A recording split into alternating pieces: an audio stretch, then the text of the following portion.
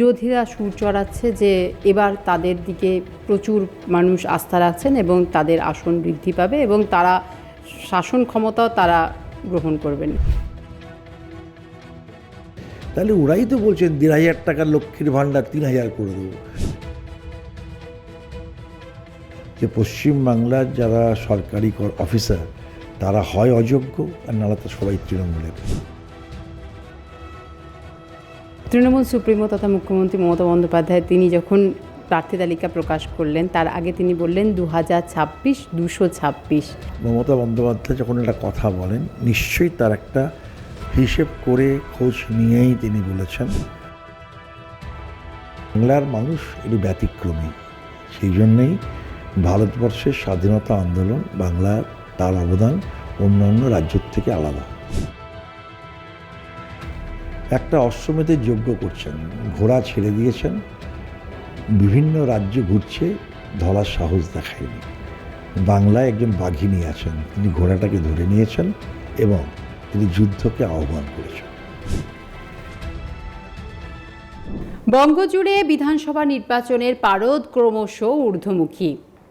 আর আমরা এই মুহূর্তে চলে এসেছি তৃণমূল কংগ্রেসের প্রার্থী দেবাশিস কুমারের কাছে। দেবাশিস কুমার ২০২১ সালের রাসবিহারীর তিনি প্রার্থী ছিলেন এবং তিনি বিপুল ভোটে জয়লাভ করেছেন। দেবাশিস কুমার বিধায়ক হিসেবে ২০২১ সাল থেকে তার পথ চলা শুরু করলেও তিনি বিগত বহু বছর ধরে রাজনীতির সঙ্গে যুক্ত। তিনি ছিলেন মেয়র পরিষদ, তিনি বহুদিন ধরে মানুষের সঙ্গে মানুষের পাশে থেকেছেন। দেবাশিস দা, আর প্লাস নিউজের ডিজিটাল আপনাকে স্বাগত। দেবাশিস দা ২০২১ সাল থেকে নতুন একটা ভূমিকায় আপনাকে দেখেছে, কিন্তু তার আগে আপনি একজন প্রখর রাজনীতিবিদ এবং মানুষের পাশে থেকেছেন। ২০২১ সাল থেকে এই ২০২৬ সাল জার্নিটা কেমন ছিল? না, আরেকটু বড় পরিসরে কাজ করার সুযোগ, অনেক মানুষের সঙ্গে যোগাযোগ বৃদ্ধি। স্বাভাবিকভাবেই আমি এই ৫ বছর বিধায়ক হিসাবে আমার বিধানসভা কেন্দ্র এবং পশ্চিমবঙ্গ বিধানসভায় আমি আমার সাধ্যমতো তাদের সেবা করার চেষ্টা করেছি এবং আমি নিজে অত্যন্ত আনন্দিত হয়েছি। এবার কত লিড দেবেন বিরোধীদের? আমি বলি এগুলো না একটু আমাদের মতো খুব সাধারণ মানুষের এত উদ্ধত্ত আমার মনে হয় না দেখানোই ভালো। আমি এটুকুনি নিশ্চিত যে আমার যেরকম আমার বিধানসভার মানুষের প্রতি আস্থা আছে, আমার ধারণা আমার উপর তাদেরও আস্থা আছে। নির্বাচনের ফলাফল জানি না, তবে মানুষের আস্থা আমার সঙ্গে আছে, থাকবে বলে আমার বিশ্বাস। দাদা, প্রচার কেমন চলছে? সকাল থেকে কখন শুরু করছেন, বিকেলের দিকে, রাত্রে কর্মী সভা কেমন করছেন? দেখুন, আমি কর্মী সভায় আমার ৯টা ওয়ার্ডই আমার কর্মী সভা শেষ হয়ে গেছে, কিন্তু তার জন্য আমি বসিনি। কর্মী সভা একদিকে করেছি, একদিকে কালকেই আমি 3টে ওয়ার্ডে ডোর টু ডোর ক্যাম্পেইন করি। এবং ডোর টু ডোর মানে সত্যিকারেই ডোর টু ডোর, রাস্তা দিয়ে হেঁটে হাত জোর করে নয়, বাড়িতে গিয়ে গিয়ে প্রত্যেকটা মানুষের সঙ্গে কথা বলার চেষ্টা করেছি। কাল প্রায় ৫ ঘন্টা আমি হেঁটেছি মানুষের সঙ্গে দেখা করার জন্য। তো এটা শুরু হয়েছে, আরও চলবে। আমি চেষ্টা করব যত সংখ্যক মানুষের সঙ্গে পায়ে হেঁটে দেখা করতে পারি। সবটা হয়তো পারবো না, কিন্তু আমার আটমোস্ট ট্রাই থাকবে যে প্রত্যেকটা ভোটারের কাছে আমার পৌঁছানো। এটা হচ্ছে আমার মনে হয় নির্বাচনের যে কোনো একটা প্রার্থীর তার যারা ভাগ্য নির্ধারণ করবেন তাদের কাছে গিয়ে আবেদনটা করা উচিত। দাদা, আপনি ডোর টু ডোর যাচ্ছেন, আপনি প্রচার করছেন, মানুষের সঙ্গে দেখা করছেন, তাদের কথা শুনছেন। এবার এই যে এসআইআর পর্ব, একটা মানুষের একটা চাপ বলা যেতে পারে, এবং যখন থেকে শুরু হয়েছে তখন থেকেই মানুষ এটা নিয়ে একটা ভাবনা চিন্তা। প্রথমে তো ফর্ম ফিল আপ নিয়ে কীভাবে কী করব, নাম চূড়ান্ত তালিকায় থাকবে কি না, এবং তারপরে যে ৬০ লক্ষ ভোটার যারা বিবেচনাধীন এখন, এবং তাদের মধ্যে যে গত লিস্টটা বেরোলো, অর্থাৎ লাস্ট যে এসআইআরের এই আন্ডার অ্যাডজুডিকেশনের লিস্টটা, সাপ্লিমেন্টারি লিস্টটা বেরোলো, সেখানেও দেখা গেল যে বহু মানুষের নাম বাদ চলে যাচ্ছে। তো কি বলছে ভোটাররা, কি বলছি, কি আবেদন রাখছে? ভোটাররা খুব অসহায়, বিশেষ করে যারা প্রথম দিন থেকেই এই ফর্ম ফিল আপ থেকে শুরু করে আর সেই ফর্ম জমা দেওয়া, হিয়ারিং অ্যাটেন্ড করা। আমি ভোটারদের এই অসহায়তা আমার সত্যিই খুব কষ্ট লেগেছে। এবং বিশেষ করে কেউ 40 বছর ভোট দিচ্ছেন, 50 বছর ভোট দিচ্ছেন, তাকে আজকে তার নাগরিকত্ব প্রমাণ করতে হচ্ছে। আমি চাই এসআইআর হোক, আমাদের কোনো আপত্তি নেই, কিন্তু এত তাড়াহুড়ো কিসের? 2002 সালে এসআইআর সময় লেগেছিল 2 বছর, আর এটা 2 মাস কেন? কার জন্য এত তাড়াহুড়ো? এই যে 200-র ওপর লোক মারা গেলেন এসআইআর প্রক্রিয়ায়, এর দায় এবং দায়িত্ব কে নেবেন? একটা মানুষ মারা গেলে তো একটা অপরাধী হয়, এই অপরাধীটা কে, এটা আমরা জানতে চাই প্রথম। দ্বিতীয় কথা, এর আগে ভারতবর্ষের এই ধরনের আদালতের ভূমিকা আমরা দেখিনি। নির্বাচন কমিশনের ক্ষমতা সুপ্রিম কোর্ট প্রায় কেড়ে নিয়ে সুপ্রিম কোর্ট এখানে তার একটা রায় দিয়ে বললেন মানুষের ভোটাধিকারকে রক্ষা করার তাগিদে। সেই রায়টাও প্রপারলি মেনে চলছেন না নির্বাচন কমিশন। সুপ্রিম কোর্ট বলেছিল প্রত্যেক সপ্তাহে বা দিনে দিনে বার করতে হবে সাপ্লিমেন্টারি লিস্ট, সেটা বার করছে না। এবং সোমবার রাত্রে যে লিস্ট বেরিয়েছে সেই লিস্ট এখনো অবধি মানুষের কাছে পৌঁছয়নি। এটা নিয়ম ছিল যে প্রত্যেকটা অফিসে টাঙিয়ে দিতে হবে, ডিস্ট্রিক্ট ডিএমএ অফিসে, ইলেকশন অফিসে টাঙিয়ে দিতে হবে, তাহলে মানুষ গিয়ে দেখতে পাবে তার নামটা আছে কিনা। এখনও অবধি তারা করেননি। দেখুন, নির্বাচনে জেতা হারা একটা দিক, কেউ জিতবেন কেউ হারবেন, কিন্তু মানুষের ভোটাধিকার কেড়ে নিয়ে যদি আমি জিতি, এর থেকে অন্যায় আর অপরাধ কিছু আসে বলে আমার মনে হয় না। মানে এখন যে পরিস্থিতি এসআইআর নিয়ে, এইভাবে যদি তালিকা প্রকাশ এবং মানুষ জানতে পারছেন না, বহু মানুষ কি ভোট দেওয়া থেকে বঞ্চিত হয়ে যাবেন? হবেই, বেশ কিছু মানুষ ভোট দেওয়া থেকে বঞ্চিত হবেন, এবং যে লোকগুলো 30-40 বছর ধরে ভোট দিয়ে আসছেন তাদের ভোটাধিকার কেড়ে নেওয়া হচ্ছে। আমি জানি না কিভাবে এটা হচ্ছে, কিন্তু আমার আরেকটা মনে হয়, এই মানুষগুলো যে 2024-এ ভোট দিয়েছিলেন, তাদের ভোটেই তো ভারতবর্ষের প্রধানমন্ত্রী হয়েছেন নরেন্দ্র মোদী, বা আর কেউ এমপি হয়েছেন। তাহলে যদি এই লিস্টে এই নামগুলো ভুল থেকে থাকে, তাহলে তো ওই নির্বাচনটা অবৈধ হয়ে গেছে। তাহলে সেই নির্বাচনে যারা ভোট দিয়ে জিতেছিলেন, তাহলে তাদেরও তো নির্বাচনের বৈধতা নিয়ে প্রশ্ন আসে। দাদা, একটা হাওয়া দেখা যাচ্ছে, বিরোধীরা সুর চড়াচ্ছে যে এবার তাদের দিকে প্রচুর মানুষ আস্থা রাখছেন এবং তাদের আসন বৃদ্ধি পাবে এবং তারা শাসন ক্ষমতাও তারা গ্রহণ করবেন। কি বলবেন বিরোধীদের? এটা যে কোনো নির্বাচনে যে কোনো রাজনৈতিক দল যখন নির্বাচনে লড়বে, সে কি দাঁড়িয়ে বলবে আমি হারবো? তাহলে তার ভোটই হবে না। কিন্তু মানুষ সেটা বোঝেন, কেন 2021-এরা বলেছিল ইসবার 200 পার, এবং অন্য কেউ না, ভারতবর্ষের প্রধানমন্ত্রী বলেছিলেন, ভারতবর্ষের স্বরাষ্ট্রমন্ত্রী বলেছিলেন, তাবড় নেতারা বলেছিলেন, কিন্তু কী ফলাফল হয়েছে সেটা মানুষ জানে। তো এটাও যেটা বলছেন, সেটা ওদের যে সংখ্যক কর্মী আছে, তাদের চাঙ্গা রাখা, মানুষের কাছে বার্তা পৌঁছানো যে না আমরা লড়াইয়ে আছি। আমার মনে হয় ওরা নিজেরা মুখে বলছেন, সেটা নিজেরাও বিশ্বাস করেন না। তৃণমূল সুপ্রিমো তথা মুখ্যমন্ত্রী মমতা বন্দ্যোপাধ্যায় তিনি যখন প্রার্থী তালিকা প্রকাশ করলেন, তার আগে তিনি বললেন 2026 226। আপনারা তার সৈনিক এবং আপনারা তার পাশে, তার প্রার্থী, তো কি বলবেন, সেটা কি ফুলফিল এবার হয়ে যাবে? আমি নিশ্চিত মমতা বন্দ্যোপাধ্যায় যখন একটা কথা বলেন, নিশ্চয়ই তার একটা হিসেব করে খোঁজ নিয়েই তিনি বলেছেন। আমি নিশ্চিত মমতা বন্দ্যোপাধ্যায় যখন বলেছেন 226, এটা 226 তো হবেই। দাদা, বিরোধীদের বক্তব্য হচ্ছে যে চাকরি নেই, কর্মসংস্থান হচ্ছে না, তার বদলে ভাতা দেওয়া হচ্ছে, মানুষকে ভাতা দিয়ে কিনে নেওয়া হচ্ছে, কখনো লক্ষ্মীর ভাণ্ডার দিয়ে ভাতা দেওয়া হচ্ছে, কখনো বা যুবসাথী প্রকল্পকে সামনে আনা হচ্ছে। কি বলবেন? তারা মানুষকে এটা বোঝাচ্ছে যে এই ভাতার প্রকল্প চললে পরে, মানে ভাতার প্রকল্প থেকে যদি বেরিয়ে আসতে চান তাহলে তাদেরকে বেছে নেন। ঠিক। ভারতবর্ষের ক্ষমতাসীন রাজনৈতিক দল ভারতীয় জনতা পার্টি তার নির্বাচনী ইস্তাহারে প্রতিশ্রুতি দিয়েছিলেন বছরে 2 কোটি লোকের চাকরি দেবেন। 2014 থেকে 2026 এই যে 12 বছর, তাহলে 24 কোটি মানুষের চাকরি হওয়া উচিত। আমাদের দয়া করে ভারতবর্ষের ক্ষমতাসীন দল তারা এই একটা শ্বেতপত্র প্রকাশ করুক যে তারা কত লোকের চাকরি দিয়েছে। মিথ্যা কথা বলেছেন, চাকরি হয়নি। উল্টে যদি আপনারা দেখেন, বিভিন্ন সরকারি জায়গায় পার্মানেন্ট এমপ্লয়িকে কমিয়ে দেওয়া হচ্ছে, দিয়ে কন্ট্রাকচুয়াল লোক নেওয়া হচ্ছে। কেন? যেখানে ভ্যাকেন্সি রয়েছে, মানুষ নেওয়া উচিত। আমি বেশি লোক নিতে বলছি না, যে লোকগুলো স্যাংশন, যে লোকগুলো চাকরি করতেন, তাদের রিটায়ারমেন্টের পরে আর সেই পোস্টের লোক নেওয়া হচ্ছে না। তাই যারা এটা বলছেন তারা মিথ্যে কথা বলছেন।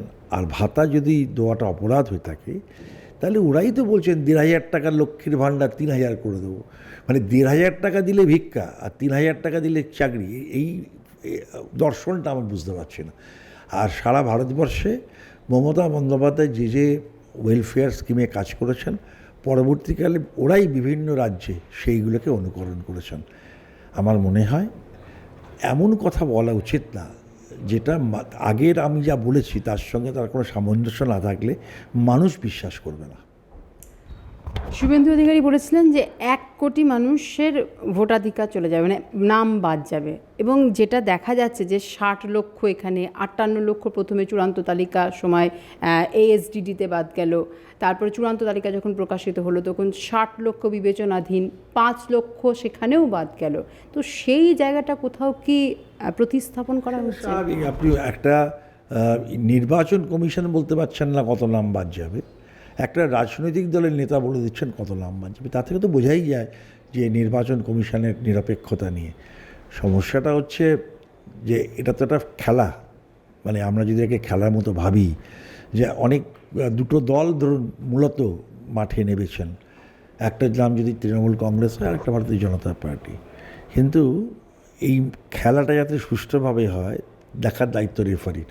রেফারি যদি একটা পক্ষে চলে যায় তাহলে তখন আর নিরপেক্ষতা থাকে না, তখন খেলাটার ক্ষেত্রে মানে রেফারির অন্যায়ের শিকার হয়ে খেলতে হয়। কিন্তু আমি বিশ্বাস করি রেফারি পক্ষপাতদুষ্ট, রেফারি একটা পক্ষকে সমর্থন করছেন।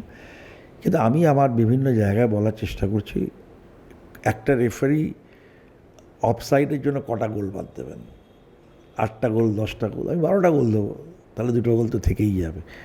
কটা হ্যান্ডবল দিয়ে পেনাল্টি দেবেন পেনাল্টি বক্সে? যতগুলো দেবেন ততগুলি আটকে দেবো, তাহলে রেফারিও কিছু করতে পারবেন না। খেলায় ফলাফল আমরাই নির্ধারণ করব এবং আমরা জিতব। যেটা বলা হচ্ছে যে এই যে ভোটের একটা অংশ, মানে 30% নিয়ে খুব কথা হচ্ছে, যেটা সংখ্যালঘু সম্প্রদায়, এবং সেই অংশটাকে কি চেপে দেওয়ার চেষ্টা করা হচ্ছে কোনোভাবে? আমি বলি, ওরা একটা জিনিস বুঝতে পারছে না, 30%কে চেপে কী করবে? 30% বাদ দিলেও তো 70% ভোট আছে। তা তৃণমূল কি খালি 30% ভোট পায়? আর সব জায়গাতে সংখ্যালঘু নেই, 30% টোটাল বাংলার ভোটের, কিন্তু তারা তো কনসেন্ট্রেট করে আছে কিছু কিছু কেন্দ্রে, সব জায়গায় তো নেই, যারা আমার কেন্দ্রে নেই। তাহলে এখানে তো সংখ্যালঘুরা এই ফলাফলকে নির্ধারণ করছে না, সাধারণ মানুষ করছে, যারা সংখ্যালঘু নয় তারা করছে। তাই ওরা যেটা ভাবছেন ওদের ভাবনাই গলত আমার মনে হয়। মানুষের ওপর আস্থা রাখতে হবে। 30% ভোটের নামকে উড়িয়ে দিয়ে, কেটে দিয়ে নির্বাচন জেতা যায় না। নির্বাচন জিততে গেলে ওই 30%কে তো নিজের দিকে নিয়ে আসা উচিত আমার মনে হয়। কেটে দেওয়াটা কোনো সমস্যার সমাধান নয়।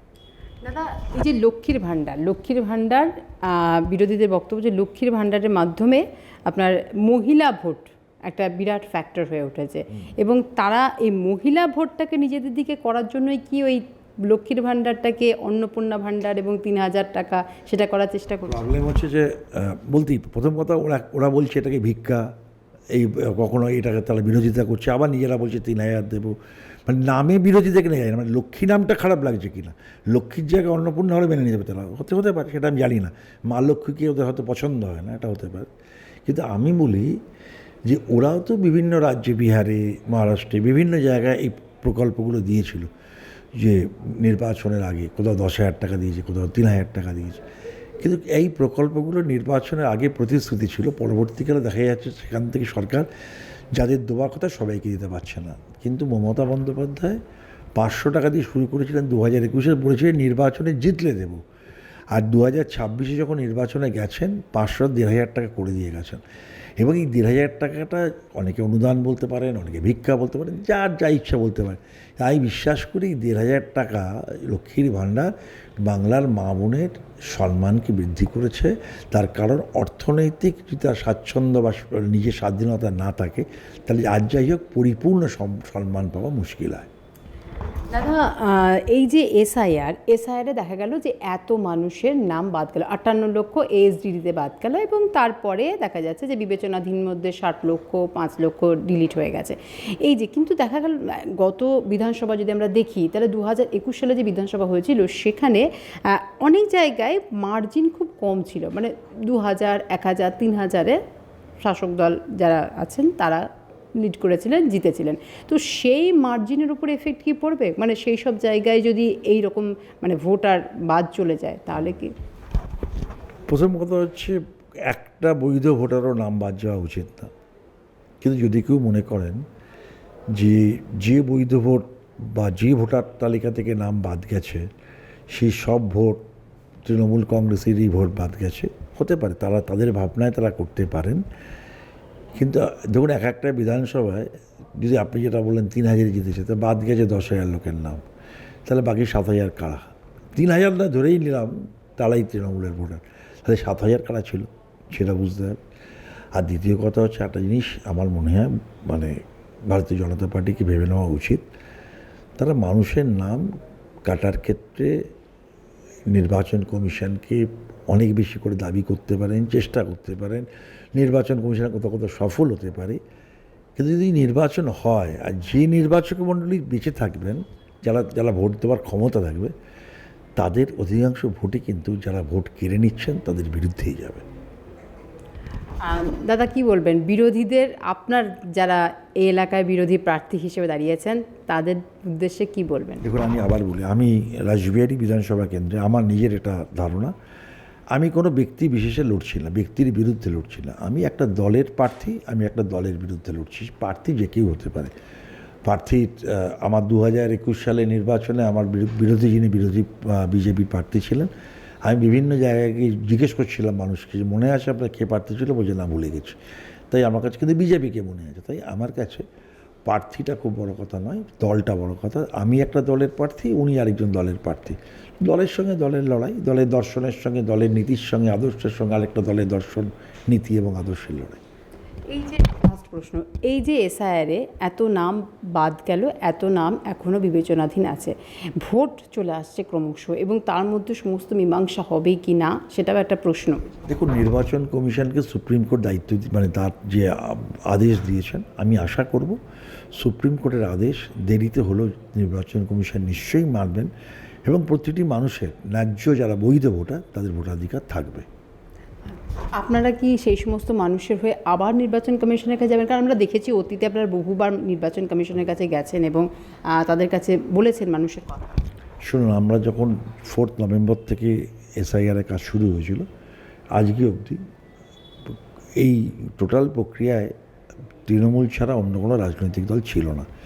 এবং মানে দল ও মত নির্বিশেষে, আমরা জানি যে আমাদের ভোটার নয়, তাকেও কিন্তু আমরা ফর্ম ফিল আপে সাহায্য করেছি, ফর্ম জমা দেওয়ায় সাহায্য করেছি, কোনো অসুবিধা হলে তাকে আমরা সাহায্য করি। তার কারণ আমরা বিশ্বাস করি যে আমার দলের ভোটার নাও হতে পারে, আমার মতের না হতে পারে, কিন্তু গণতন্ত্রের একটা মানুষ তার অধিকার থেকে বঞ্চিত হবে, এটা গণতন্ত্রের উৎসবে তাকে ব্রাত্য করে রাখাটা কাম্য নয়, সেই জন্য করা হয়েছে।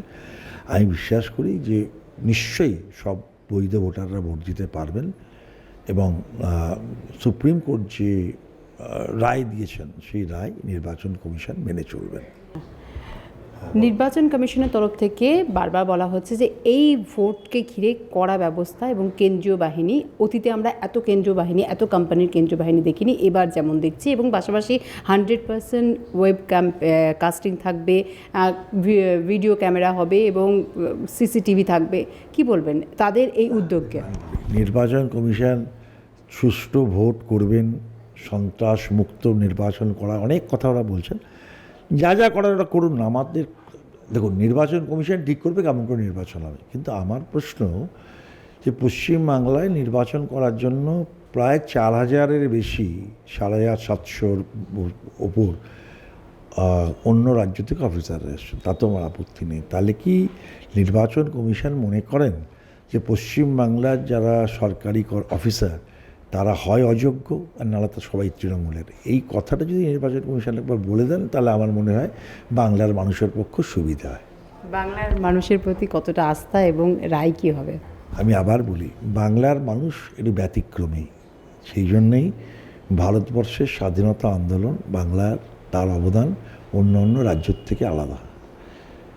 এখানেও তাই, এখানে ভারতবর্ষের ক্ষমতাসীন দল এবং তার নেতা একটা অশ্বমেধের যজ্ঞ করছেন, ঘোড়া ছেড়ে দিয়েছেন, বিভিন্ন রাজ্য ঘুরছে, ধরার সাহস দেখায়নি।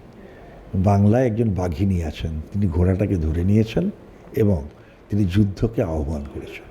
অনেক ধন্যবাদ দাদা। রাসবিহারী বিধানসভা কেন্দ্রের তৃণমূল কংগ্রেসের প্রার্থী দেবাশিস কুমার এবং এলাকার তিনি দেবাদা, অতি পরিচিত, মানুষের পাশে সবসময় থাকার চেষ্টা করেছেন। শুধুমাত্র বিধায়ক হিসেবে নয়, তিনি মানুষ হিসেবে মানুষের পাশে থেকেছেন এবং এই যে বিধানসভা নির্বাচন এবং সেই বিধানসভা নির্বাচনেও তিনি বিপুল ভোটে জয়লাভ করবেন এমনটাই তিনি আশাবাদী। ক্যামেরায় সুখেন্দু মান্নার সঙ্গে নাজের রহমানের রিপোর্ট, আর প্লাস নিউজ, কলকাতা।